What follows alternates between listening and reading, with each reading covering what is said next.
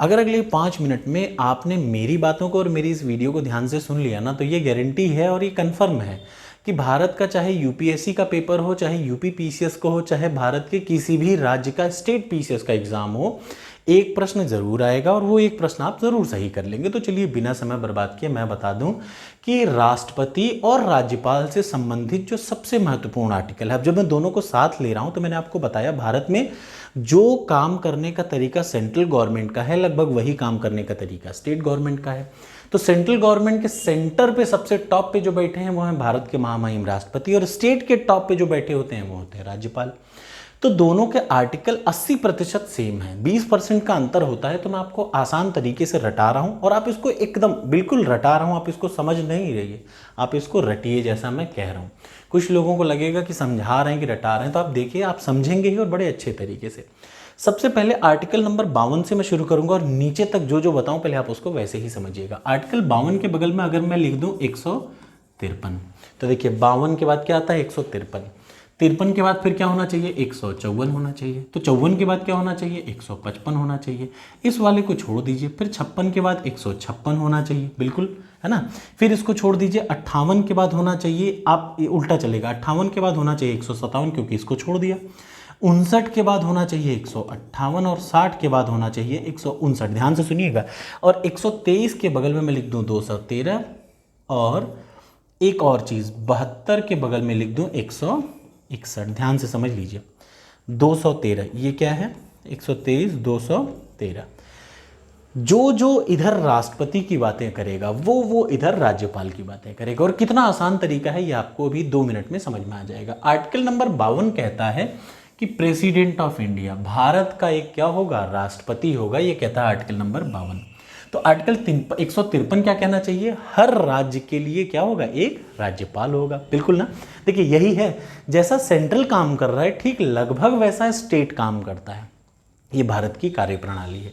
तो आर्टिकल 52 अगर कह रहा है कि भारत का राष्ट्रपति होगा, तो 153 क्या कहना चाहिए, हर राज्य के लिए एक राज्यपाल होगा। दूसरा आ जाइए, संघ की कार्यपालिका की, संघ का मतलब भारत यूनियन, संघ की कार्यपालिका शक्ति किसके पास होती है, किसमें निहित है, राष्ट्रपति में निहित है, ये आर्टिकल 53 कहता है। और आर्टिकल 154 क्या कहेगा, राज्य की कार्यपालिका की शक्ति राज्यपाल में निहित है। अगला आ जाइए, इलेक्शन ऑफ द राष्ट्रपति, राष्ट्रपति का चुनाव होता है, राज्यपाल का चुनाव नहीं होता, राज्यपाल की नियुक्ति होती है। ये बात आपको याद रखनी चाहिए कि राष्ट्रपति का चुनाव होता है इनडायरेक्ट तरीके से, जो कि पिछली वीडियो में मैंने बताया, लेकिन राज्यपाल का क्या होता है, नियुक्ति होती है। जिस आदमी की नियुक्ति की पेशकश प्रधानमंत्री और उनकी मंत्रिपरिषद करती है राष्ट्रपति को, राष्ट्रपति उसको उस राज्य का क्या बना देता है, राज्यपाल बना देते हैं। और एक सबसे जरूरी बात, इसका मतलब जब ये बताइए, जब किसी की नियुक्ति कर दे रहे हैं आप, तो इसका मतलब जो राज्यपाल है वो राष्ट्रपति जब तक चाहेगा, और इनडायरेक्टली रूप से जब तक प्रधानमंत्री चाहेंगे तब तक क्या होता है, राज्यपाल राज्य का राज्यपाल बना रहता है। तो याद रखिए, राज्यपाल राष्ट्रपति के प्रसाद पर्यंत काम करता है, जब चाहे तब हटा दिया जाए। तो राष्ट्रपति का इलेक्शन, तो राज्यपाल की नियुक्ति।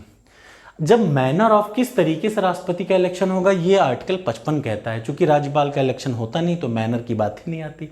उसके बाद आर्टिकल 56 156 याद रखिए, आर्टिकल 56 कहता है कि 5 साल होगी राष्ट्रपति का टेन्योर, जो होगा वो 5 साल होगा, ठीक है। राष्ट्रपति के बाद 156 क्या कहता है, राज्यपाल का भी टेन्योर के बारे में बात करता है, आर्टिकल 156, क्लियर है।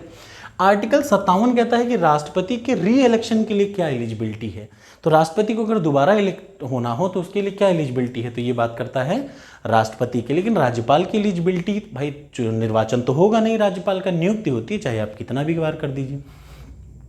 आर्टिकल 58 157 ध्यान से सुन लीजिएगा, आर्टिकल 58 157 58 कहता है कि राष्ट्रपति की क्वालिफिकेशन क्या होनी चाहिए, उस पद के लिए, इलेक्शन के लिए क्या क्वालिफिकेशन होनी चाहिए, तो 157 भी यही कहता है, राज्यपाल से संबंधित है।